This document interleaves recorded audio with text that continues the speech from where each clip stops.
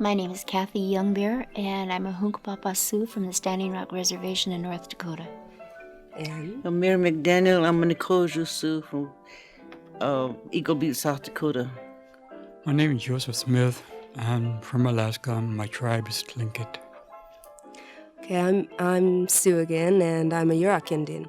Today, our guests will be discussing the relocation program under the Bureau of Indian Affairs, which was initiated in 1952 to bring the American Indians from the reservation into the mainstream of society. Oh, I was always scared of the white men, and just like they were the bosses all the time. And Okay, so like when you were in boarding school and you were young, like you spoke your native language at home? oh yes, they whip you, they spank you, and then they make you sit in a corner. At school? Yes. So that you never spoke your native language at school? You just didn't dare. Yeah, okay. You want to tell a little bit about how the Indian felt about himself? Like, I understand that there was an incident in class where some young boy did something in school. Oh yes, Alvin Gillespie was giggling, and principal, Mr. Geyer, took him into the office and whipped him. And next morning, Alvin was dead, and nobody did anything about it. And so when I wrote an article for Esquire here about 10 years ago, I mentioned it, and the FBI found out that he was killed. But Okay, how did you feel about that, when you were in school? How did you feel about the boy? Yeah, well, I was 11 years old, and I thought it was all right for a white man to kill an Indian. So it was. And then Nelson was dead too, and I thought it was all right for a white man to kill an Indian. It's just. It was just something that you accepted. Yeah, you go along with it because you had nothing else to do. What years was this, in the 30s that you went to boarding school? Yes, it was in 31. Mm-hmm. I think it was in the same year. Both happened the same year. Uh-huh. Kathy, how was it when you were going to boarding school, and what year was that? Okay, I was sort of relating to Mary's story when she was sharing that with us in the other room. When I was in the first grade, I went to an Indian school. That was back in 1944. And I can remember, I don't think the Indian children really had a lot of self-esteem.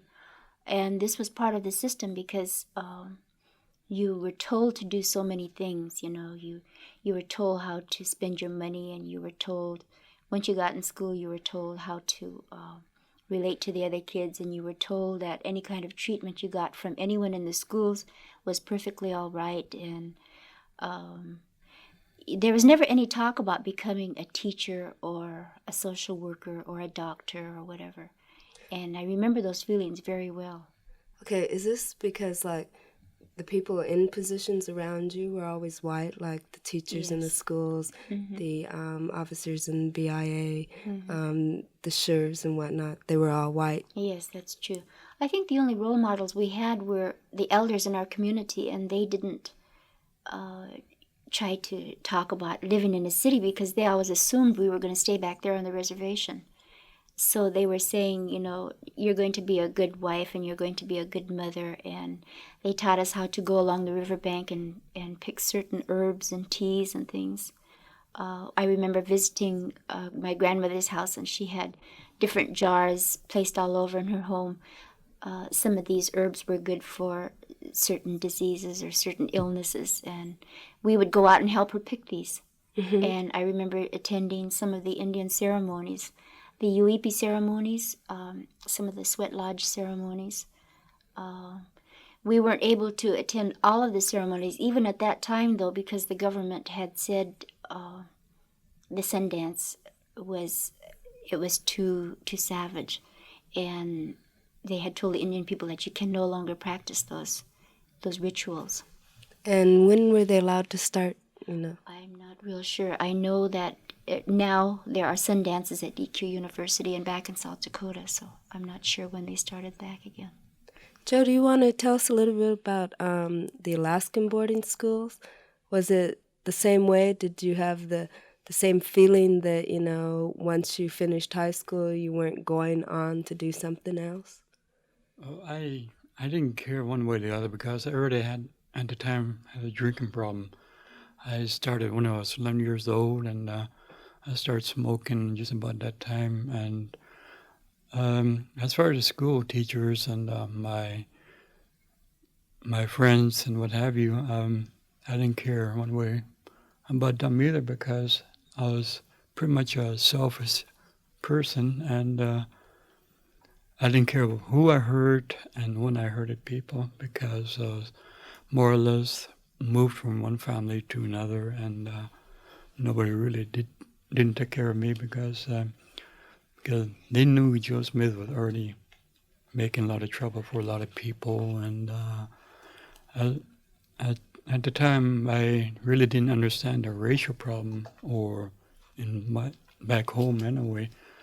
So until I got a little older, I got more resentful and towards people and towards the older folks in high school.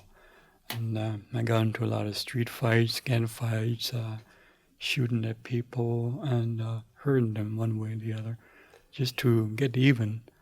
And as I grew older, it stuck to me since then. I in and out in jails and stealing, and I was just doing everything under the sun that I wanted to do just to get back. And I found out later that it wasn't the right way to go. Mm-hmm. But it stood by me since then. I came down here. I had all my choice to stay up there or come down here after I graduated from school. And so I came down here. My drinking problem got worse, and I went to drugs and what have you. 4 or 5 different times attempted suicide.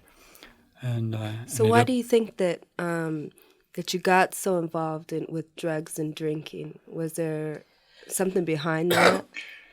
I think I was just trying to cover up, more or less, trying to stay away, and I guess it's because I wanted to be among the peer groups, be part of them.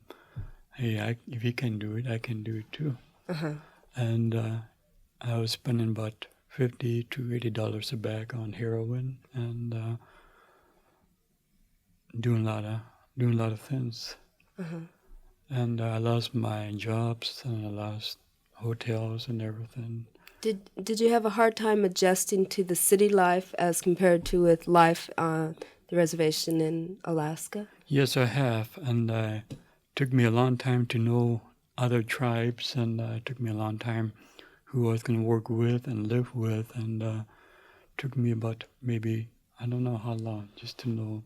Well, was there a point where, like, that you went to someone for help, or how did you finally get on your feet?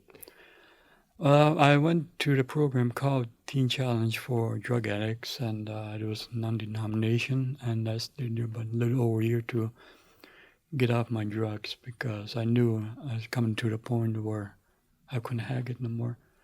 So I stayed there about a year, started cooking and what have you, volunteer work. And a friend of mine told me about Friendship House back in '68. And this is American Indian Friendship House? Yes, it's a Friendship House for American Indian associated with all different tribes. And why do you think that's important that you got together with other people from other tribes, other Indian people? Well, to me, they're important because they need emergency housing, a place to stay, associated with other family folks, and I think it's about time that we try to do something to help our people instead of turning them away. And I lived this long to know what really has happened in the past until now. Mm-hmm. And okay. Mary, do you want to tell us a little bit about how you felt like when you started the relocation program? It must have been when they first initiated the program. Yeah. And how did you look at relocation? Like all of a sudden you're going to be leaving your family and the people you're familiar with, and you're going to a strange city where you know no one. And it was so more emotional for me because I got a divorce, from my husband. And then with the family influence, we were having trouble. So we decided to come out here. And so we were both anxious to get away from our people just so we might try another time for our children's sake, and then we give our children a better break or something like that. And that's how we came out here. And then when you got to the city, what were some of the problems that you had in adjusting? Or Well, different lifestyles, I'm views? more homebody, so I just stayed home with my children. And my husband went out to Papco and he worked there. And we just stayed home, because more or less we're scared, to go from the sticks into a city wherever houses are all over and people are all over, and you get scared. Well, you just don't want to go outside. You just sit there in the window and look out, And we were doing that.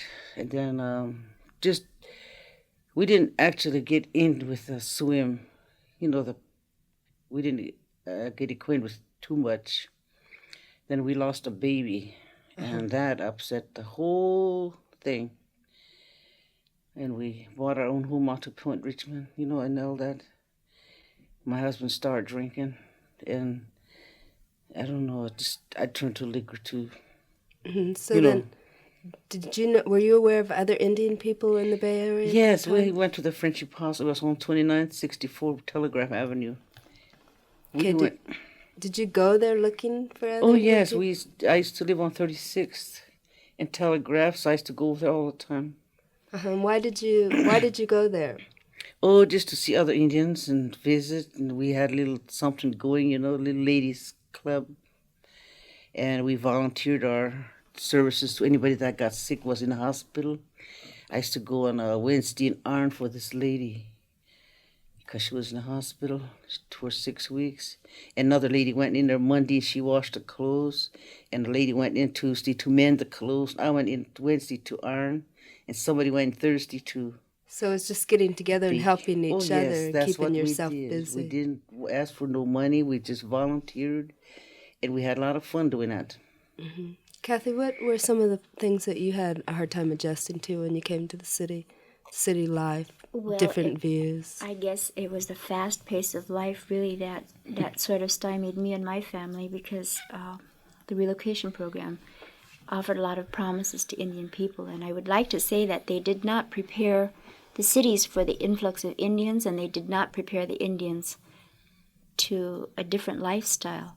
And many of the traditional Indian reservation values are in direct conflict with the urban industrial values. So it was really difficult to make that transition. Could you give our listeners a couple of examples of what some of the differing values were? Well, one would be materialism.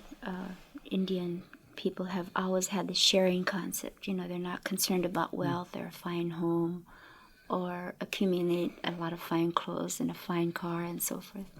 I think, for instance, if an Indian person runs out of food stamps at the end of the month, he really has difficulty explaining to the social worker, because his concept of life is to share with his fellow Indian or any other person that comes to his house. So that's, the urban industrial value is that you accumulate all this wealth and you keep everything for yourself and you build on your material things that you can accumulate. And that was one of the things that was hardest for me, because when we first came, there were some family and friends here already. I remember we were always running short on our BIA budget, and it was for that reason. And I started learning about the difference in values at that time. Okay, so in the relocation program, when you came out here, you were given a job, or how does that work? Okay, they provide some subsistence monies. My husband was attending Hills College, and I stayed at home and kept the house and took care of our child. And so the subsistence money had to last for a certain period of time. And if it didn't, then the only other alternative you had was to write back home again. If you had family or friends and say, could you send me $10 or whatever till I get my next check? I see. So that was one. So relocation didn't necessarily mean that you had a job when you got to the city. It meant that you were either going to school or training for a job, and they gave you like a stipend that was for your living expenses. Okay, how did you feel about I mean, you looked at relocation like it was something that would better your life, That's true. that you could get out and do something. What made you feel that where you were at wasn't all right?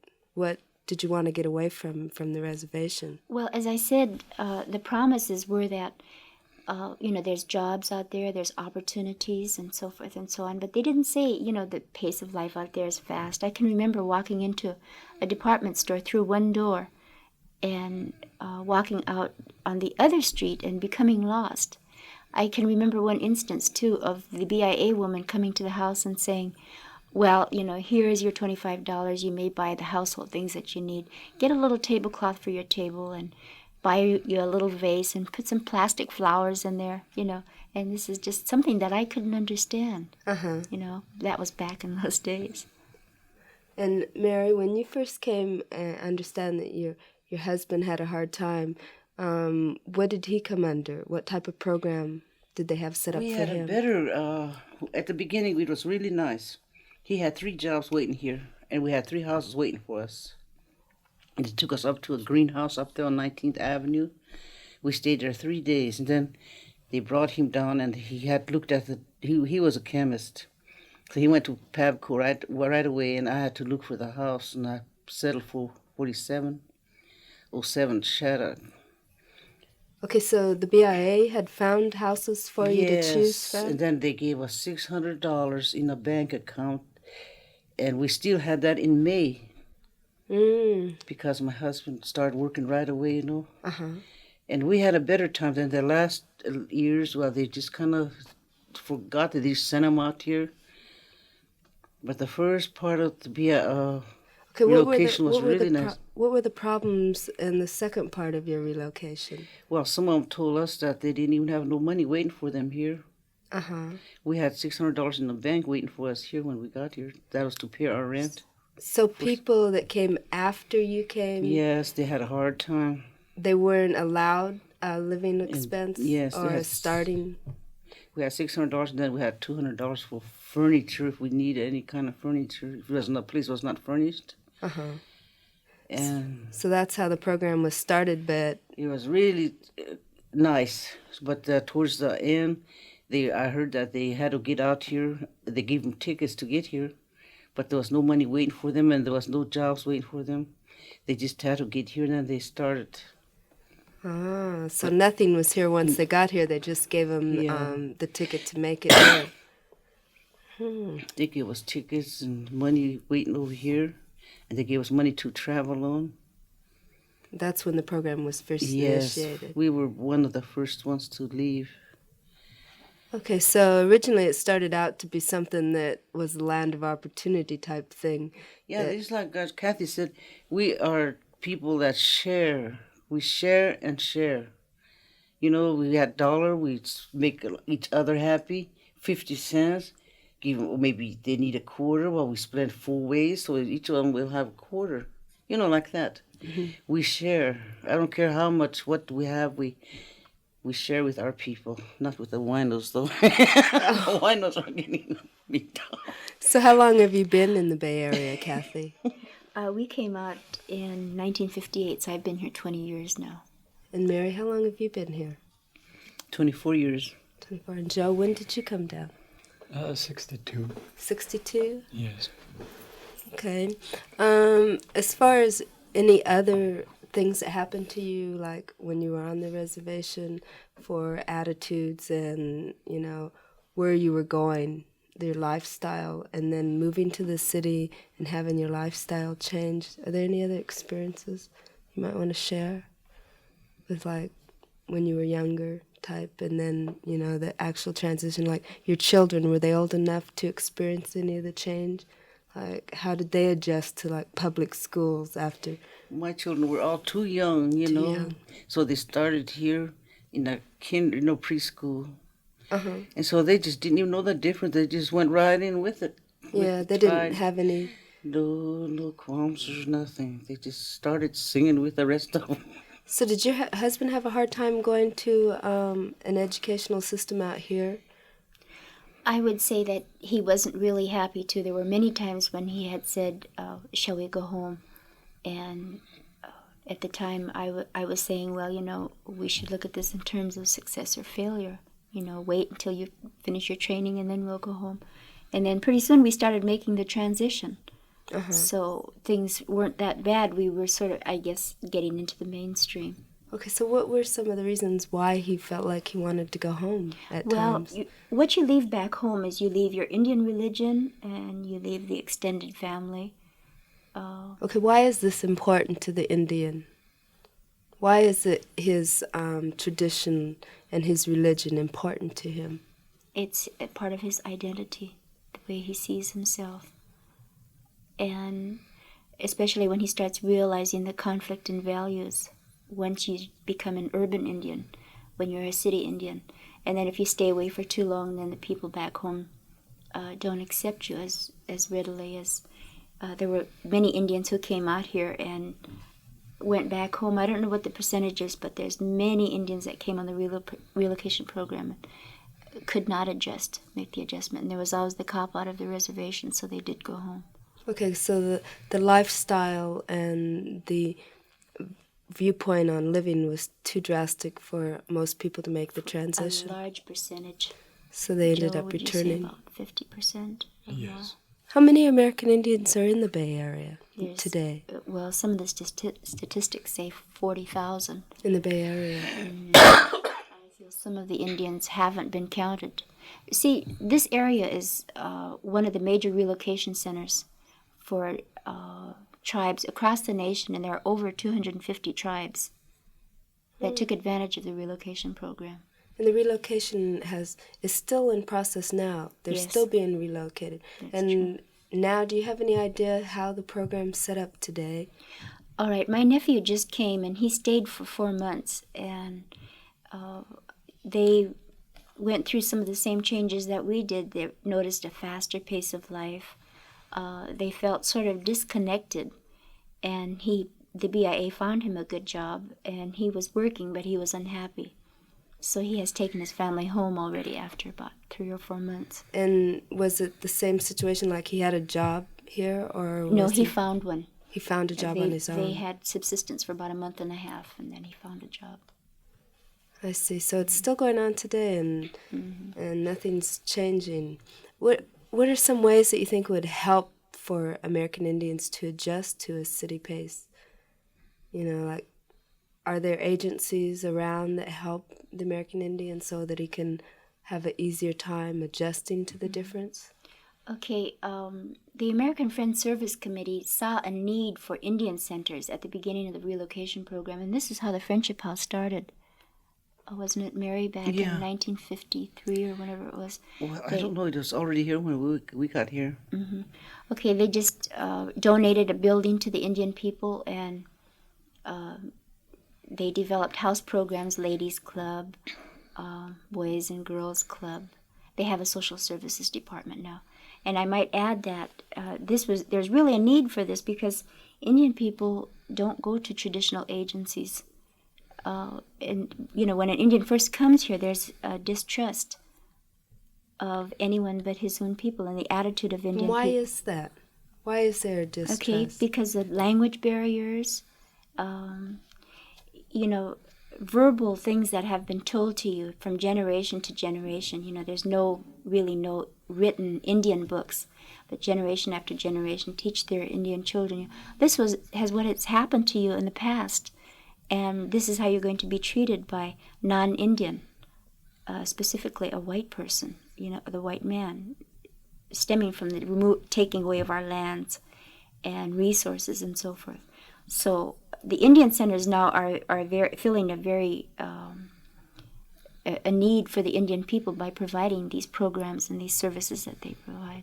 So that they have a chance to be with other Indian peoples. That's to make an easier transition. They find houses and things.